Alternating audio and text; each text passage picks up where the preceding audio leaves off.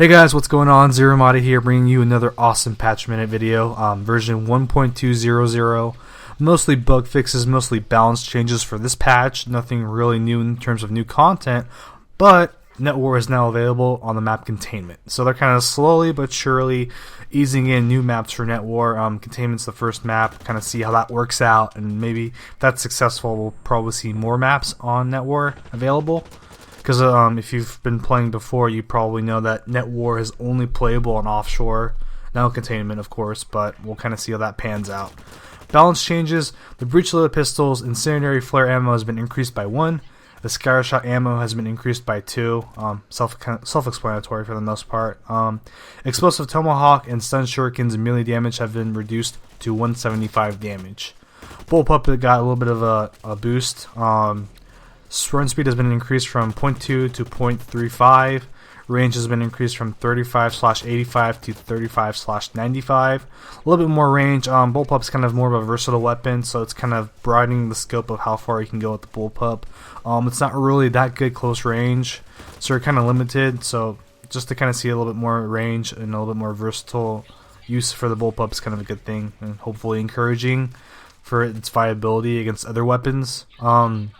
Burst fire pistols also got a range boost from 15/50 to 20/50, so a little bit more base range. Bolt action rifle spread aim now increases with damage rather than being tied to the receiver's overall accuracy. Basically, before you were able to build the bolt action rifle to have literally no spread with a high damage 200 damage bar. Now you can't do that. More damage you have, the more spread aim you're going to have when you're scoped in. So you can't have a high damage and an accurate bolt action rifle at the same time. Incendiary protection gear also reduces damage from flamethrowers, including while inside a hard suit or scorpion tank. Explosive protective gear now reduces explosive damage by 16%, down from 20%, but now is effective against all explosives instead of just explosive ammo specifically. Toxic protection gear now protects against toxic grenades and reduces damage from them. Electro protection gear reduces damage from stun mines, shock nades, stun shurikens, and EMP grenades. It also reduces stun duration by 50%, 50. Hardcore difficulty of Onslaught now has a CP cap of 299, most likely to prevent farming. So basically, the whole thing about the protection gear is before, each protection gear was only good against the respective ammo type. So incendiary protection gear was only good against incendiary ammo. Toxic protection gear was only good against toxic ammo, etc., etc. Now they're basically broadening the scope of use for the protective gears. So toxic will not only work well against toxic ammo, but toxic nades. Explosive protection gear will work against grenades, exploding tomahawks.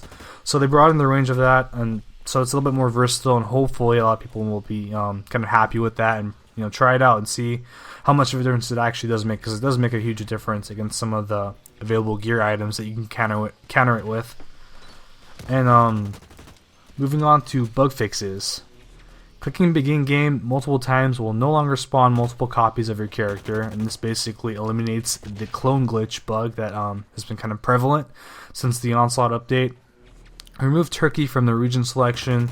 Before, they had an option for Turkey as a server. They took that off. Don't really know if that's just for now or for the forever future. I mean, Turkey might still become a server, but we don't know yet. Fix an issue preventing you from purchasing a featured item if chat was closed. Switching a premium server to and from Onslaught now requires a server restart, probably for some backend stuff or some backend issues. Fix an issue where when sending multiple items in the mail, only one would be displayed. Fix an exploit that allowed players to fire while sprinting. Fix the memory leak that could occur under certain circumstances. Kind of a broad thing, but that's good to see some optimization on that end. It's a little bit less laggy. I'm still seeing some lag though. I'm just gonna point that out. I still see a little lag on my end at least. Changing a keybind now properly checks for duplicate keybinds and swaps them if they exist.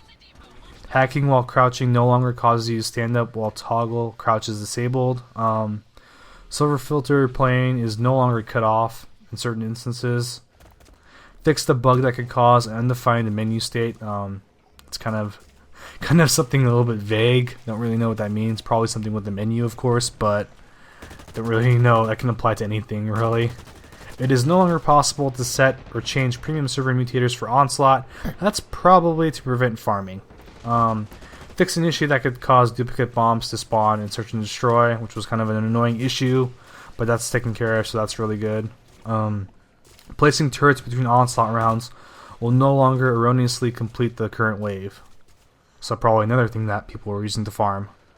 Enemy AI in Onslaught will no longer prioritize abandoned hard suits. Another thing they can probably farm off of. Yay! So that's fixed as well. To avoid skewing competitive stats, weapon-specific stats are no longer tracked in Onslaught, so you can't really have a 300 KDR because you're playing Onslaught all day. Fix some stat calculation errors for the deployable turret and assault bot. Fix some stat issues with grenades not counting rounds hit. Fix some naming issues with the ammunition pod and HRV blackout stats. Armor camo, no longer displays the weapon camo tooltip. Calling down an assault bot will no longer destroy a deployable turret. I didn't know you can do that. That sounds pretty awesome, but it's fixed. So, fix some rounding issues for damage over time effects when combining with protective gear and data nodes. So yeah, there's been some inconsistencies, at least with data nodes, for damage that's supposedly, theoretically, supposed to be dealt, and that's actually dealt. So I'm guessing that's kind of what that implies. Fix an issue where your character would sometimes be spinning around in the AAR, or the lobby screen, or the experience point screen, or the customization screen. I guess is probably the best way of putting it. That's been fixed. So, kind of just been like a laundry list of stuff that's fixed. Nothing really exciting, so I just kind of went through the list. For the most part, they addressed a lot of the major concerns. Did some balancing. Some of the concerns being the Onslaught exploits and the optimization to the server and some of the memory leaks that the server was experiencing, as well as the clone glitch, which was kind of, putting everyone a little bit antsy. So that's pretty much it for this patch minute video. Mostly bug fixes, but hopefully you guys see an improvement. Hopefully you guys like what you see with the patch. And as always, if you have any questions or comments, just leave them down below. I'll do my best to answer them. And thanks for watching as always, guys. Appreciate it.